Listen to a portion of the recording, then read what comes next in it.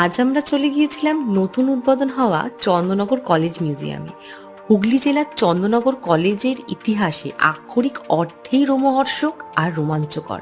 সরাসরি স্বাধীনতা সংগ্রামের সঙ্গে জড়িত থাকার ফলেই টানা 23 বছর কলেজ বন্ধ রাখা হয়েছিল। এই ঘটনা পৃথিবীতে বিরল।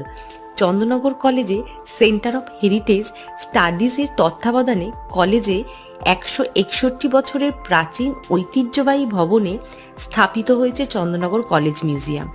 বিপ্লবীদের হাতে লেখা চিঠি, পুলিশ রিপোর্ট থেকে শুরু করে চরকা, ডিঙি নৌকা, প্রাচীন তাঁত, টাইপ মেশিন, সর্বত্র স্বাধীনতার আন্দোলনের সঙ্গে যুক্ত বিপ্লবী কর্মকাণ্ডের নানা নিদর্শন আপনারা এখানে এলে দেখতে পারবেন।